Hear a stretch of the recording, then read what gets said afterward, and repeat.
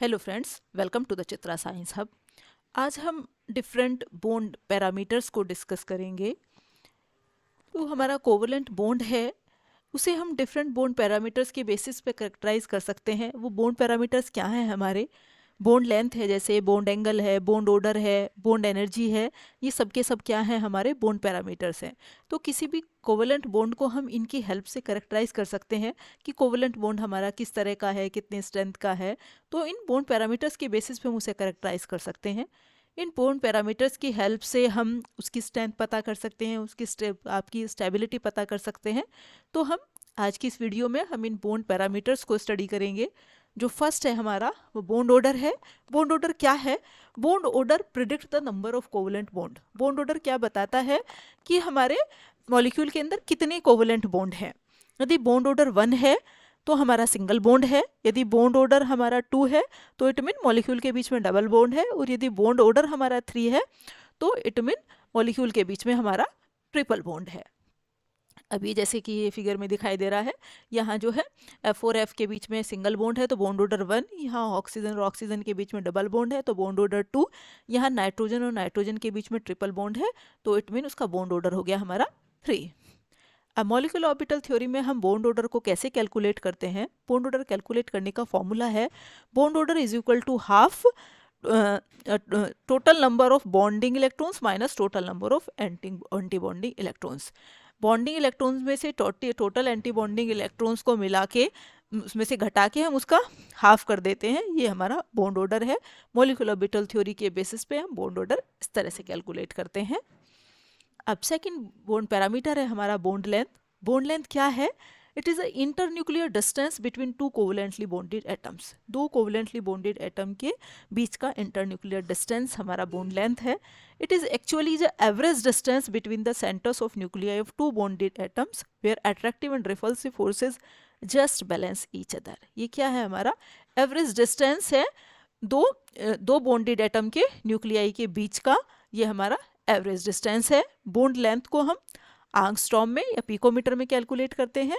One आंगस्ट्रॉम हमारा 10⁻⁻10 metre के बराबर है और एक पिकोमीटर जो है 10⁻⁻12 मीटर के बराबर है। अब एक आयनिक कंपाउंड में हम बॉन्ड लेंथ कैसे कैलकुलेट करते हैं? Bond length is the sum of their ionic radii. दोनों के आयनिक रेडियाई का जो सम है वो हमारा बॉन्ड लेंथ है। और नॉन पोलर कोवलेंट कंपाउंड्स में हम बॉन्ड लेंथ कैसे कैलकुलेट करते हैं? वहाँ बॉन्ड लेंथ किसका सम है? Covalent radii of two atoms, दो एटम्स के कोवलेंट रेडियाई का सम। इस तरह से हम बॉन्ड लेंथ कैलकुलेट करते हैं। अब हमारी किन फैक्टर्स के ऊपर बॉन्ड लेंथ डिपेंड करती है? फर्स्ट फैक्टर है हमारा बॉन्ड ऑर्डर। अब higher the bond order lesser is the bond length. जितना ज़्यादा बॉन्ड ऑर्डर होगा उतनी ही बॉन्ड लेंथ हमारी कम होगी। क्यों? क्योंकि जितना ज़्यादा बॉन्ड ऑर्डर होगा उतना ही हमारा ओवरलैपिंग का एक्सटेंट ज़्यादा होगा। तो इस वजह से हमारी बॉन्ड लेंथ घटती रहती है, जैसे कि हमें टेबल में दिखाई दे रही है। सी सिंगल बॉन्ड सी की है हम हमारी 1.54। अब ये डबल बॉन्ड होते ही तुरंत बॉन्ड लेंथ घट के 1.34 हो गई। अब ट्रिपल बॉन्ड होते ही हमारी कितनी हो गई? 1.20। तो जैसे हमारा जो है बॉन्ड ऑर्डर बढ़ता रहता है, बॉन्ड लेंथ हमारी घटती रहती है। सेकेंड फैक्टर है size of the atom. Size of atom हमारा बॉन्ड लेंथ को किस तरह से अफेक्ट करता है? बॉन्ड लेंथ हमारी इंक्रीज होती रहती है जैसे हमारा साइज बढ़ता रहता है। तो जैसे कि हम इन जो है इस हेलाइड्स को हम कंपेयर करें, HI, HBr, HCl, HF, तो इनमें जो सबसे ज़्यादा बॉन्ड लेंथ है वो हमारी HI की है, फिर HBr की, फिर HCl की, फिर HI। क्योंकि हमारा जो है इन हेलाइड्स में जो है I का साइज, जो I नेगेटिव का साइज सबसे ज़्यादा है, इस वजह से HI की बॉन्ड लेंथ हमारी सबसे ज़्यादा है। तो बॉन्ड लेंथ हमारी एटम के साइज के साथ साथ बढ़ती रहती है। अब हाइब्रिडाइजेशन किस तरह से अफेक्ट करता है हमारी बॉन्ड लेंथ को?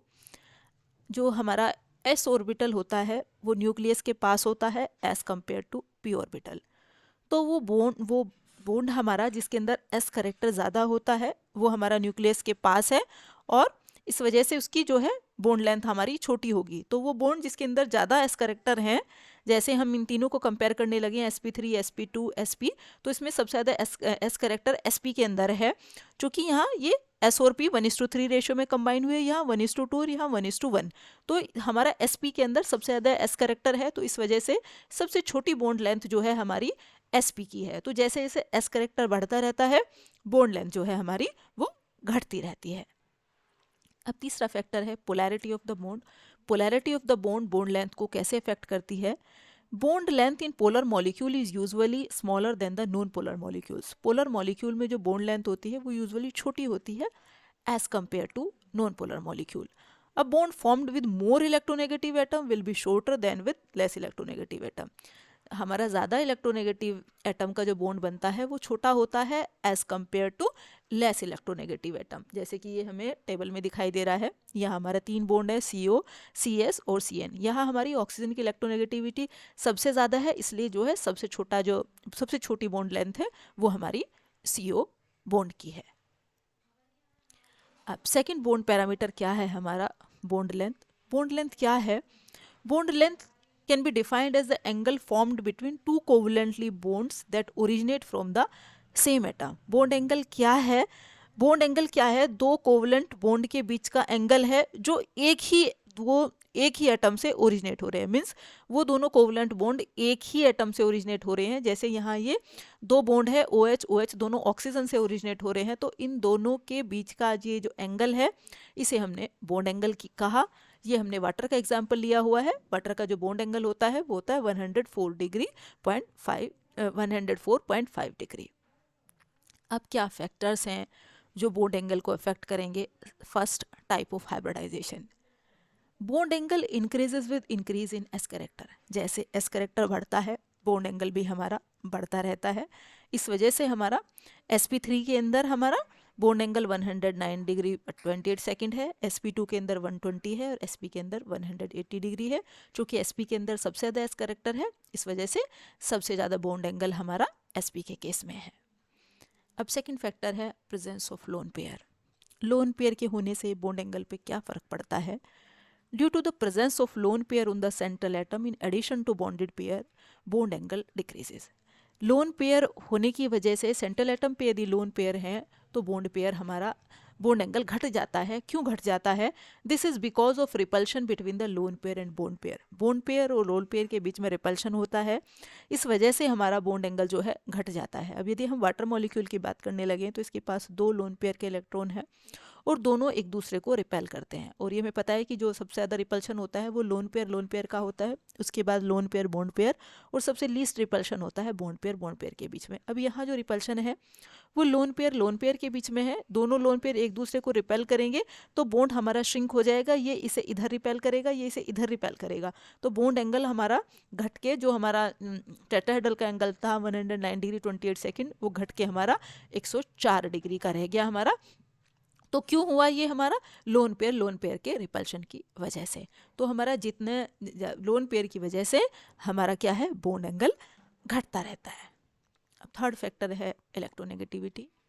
जितनी ज़्यादा इलेक्ट्रोनेगेटिविटी होगी सेंट्रल एटम की उतना ही बॉन्ड एंगल कम होगा। क्यों होगा? क्योंकि जो सेंट्रल एटम से अटैच्ड एटम है यदि उनकी इलेक्ट्रोनेगेटिविटी ज़्यादा होगी तो वो इलेक्ट्रॉन पेयर को अपनी तरफ अट्रैक्ट करेंगे, अपनी तरफ खींच लेंगे, तो आपकी जो इलेक्ट्रॉन डेंसिटी है वो सेंट्रल एटम के पास कम हो जाएगी। अब इलेक्ट्रॉन डेंसिटी कम है तो उनके बीच में रिपल्शन कम होगा तो बॉन्ड एंगल हमारा छोटा हो जाएगा।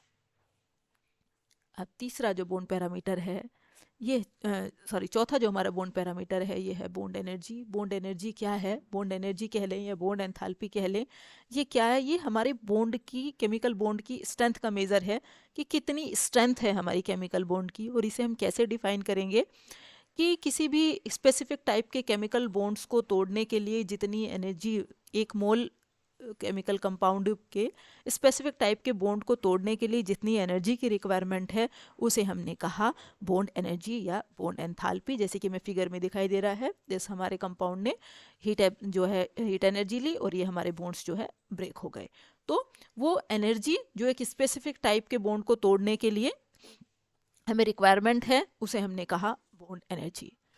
अब बॉन्ड एनर्जी और बॉन्ड डिसोसिएशन एनर्जी दोनों डिफरेंट टाइप की चीज़ हैं। बॉन्ड डिसोसिएशन एनर्जी क्या है, जो केवल एक केमिकल बॉन्ड को तोड़ने के लिए जितनी एनर्जी की रिक्वायरमेंट है उसे हमने कहा बॉन्ड डिसोसिएशन एनर्जी। और एक ही टाइप के सारे बॉन्ड को तोड़ने के लिए जितनी हमारी एनर्जी की रिक्वायरमेंट है उसे हमने कहा बॉन्ड एनर्जी। तो जो बॉन्ड डिसोसिएशन एनर्जी है वो एक ही बॉन्ड के ऊपर डिपेंड है कि सिंगल एक बॉन्ड को तोड़ने के लिए कितनी एनर्जी की रिक्वायरमेंट है, वो है बॉन्ड डिसोसिएशन एनर्जी। और उसी की तरह के सारे बॉन्ड्स को तोड़ने के लिए जितनी एनर्जी की रिक्वायरमेंट है वो है हमारी बॉन्ड एनर्जी। अब क्या फैक्टर्स हैं जिन पे बॉन्ड एनर्जी हमारी डिपेंड करती है। फर्स्ट है साइज ऑफ एटम। एटम का साइज किस तरह का है। Greater the size greater is the bond length and smaller is the bond energy. जितना बड़ा एटम होगा उतनी ही बड़ी बॉन्ड लेंथ होगी और उतनी ही कम एनर्जी की रिक्वायरमेंट होगी उसे तोड़ने के लिए। क्यों होगी, क्योंकि जितना आपका बड़ा साइज होता चला जाएगा तो उतना ही जो है इलेक्ट्रॉन्स जो है वो न्यूक्लियस की ग्रिप से दूर होते रहते हैं और अट्रैक्शन उतना ही कम होता रहता है, तो उतनी ही कम एनर्जी की रिक्वायरमेंट होती है उस तरह के बॉन्ड्स को तोड़ने के लिए। दूसरा है greater the multiplicity of the bond greater is the bond dissociation energy. जितनी ज़्यादा बॉन्ड की मल्टीप्लिसिटी होगी उतनी ही बॉन्ड डिसोसिएशन एनर्जी हमारी ज़्यादा होगी। अब इस वजह से जो हमारी बॉन्ड एनर्जी है वो सी ट्रिपल बॉन्ड सी की सबसे ज़्यादा बॉन्ड एनर्जी है। अब थर्ड फैक्टर है एक्सटेंट ऑफ ओवरलैपिंग। ओवरलैपिंग कितनी हुई है, जितनी ज़्यादा ओवरलैपिंग होगी उतनी ही हमारी बॉन्ड डिसोसिएशन एनर्जी ज़्यादा हो जाएगी। तो ओवरलैपिंग के साथ साथ हमारी बॉन्ड डिसोसिएशन एनर्जी भी बढ़ती रहती है। नेक्स्ट फैक्टर है polarity of the bond. Polarity of the bond हमारी बॉन्ड एनर्जी को किस तरह से अफेक्ट करती है। Bond energy increases with increase in the polarity of the bond. जैसे ही बॉन्ड की पोलैरिटी बढ़ती है तो बॉन्ड एनर्जी भी बढ़ती रहती है। और पोलैरिटी किस चीज़ के ऊपर डिपेंड करती है, इलेक्ट्रोनेगेटिविटी के डिफरेंस के बीच के ऊपर। अब जितना ज़्यादा इलेक्ट्रोनेगेटिविटी का डिफरेंस है उतनी ही पोलैरिटी हमारी ज़्यादा होगी और उतनी ही हमारी बॉन्ड एनर्जी ज़्यादा होगी। जैसे कि हमें टेबल में दिखाई दे रहा है HF के अंदर सबसे ज़्यादा इलेक्ट्रोनेगेटिविटी का डिफरेंस है, क्योंकि यहाँ हाइड्रोजन फ्लोरीन की इलेक्ट्रोनेगेटिविटी में बहुत ज़्यादा डिफरेंस है as compare to other halo acids. तो हमारी HF के अंदर ज़्यादा है तो इसका इलेक्ट्रोनेगेटिविटी का डिफरेंस हमारा ज़्यादा है, इस वजह से सबसे ज़्यादा बॉन्ड एनर्जी हमारी HF की है और सबसे कम है HI की, क्योंकि HI में हमारा इलेक्ट्रोनेगेटिविटी का डिफरेंस सबसे कम है, इस वजह से सबसे कम बॉन्ड एनर्जी हमारी इसकी है। Next type of hybridisation. Greater the percent s character of hybrid orbital greater the bond energy. जितना ज़्यादा एस करेक्टर होगा हाइब्रिड ऑर्बिटल का उतनी ही ज़्यादा बॉन्ड एनर्जी, मतलब मॉलिक्यूल के अंदर जितना एस करेक्टर ज़्यादा होगा बॉन्ड एनर्जी उतनी ही ज़्यादा होगी। क्यों होगी, क्योंकि एस ऑर्बिटल हमारा चूंकि न्यूक्लियस के पास होता है तो न्यूक्लियस के अट्रैक्टिव इन्फ्लुएंस में बहुत ज़्यादा है, तो उसे इस तरह के बॉन्ड को ब्रेक करने के लिए बहुत ज़्यादा एनर्जी की रिक्वायरमेंट है। इसलिए जिसके अंदर एस करेक्टर ज़्यादा होता है उसकी बॉन्ड एनर्जी ऑटोमेटिकली हाई हो जाती है। लास्ट फैक्टर है रेजोनेंस। रेजोनेंस जो है किसी भी सिस्टम की स्टेबिलिटी को बढ़ाता है और स्टेबल सिस्टम को ब्रेक करने के लिए बहुत ज़्यादा एनर्जी की ज़रूरत होती है। तो इस वजह से जिसके साथ भी रेजोनेंस स्टेब्लिश हो जाता है, जिस भी मॉलिक्यूल के अंदर रेजोनेंस आ जाता है, उसकी बॉन्ड एनर्जी हमारी ऑटोमेटिकली हाई हो जाती है। तो ये थे हमारे different bond parameters. Thank you.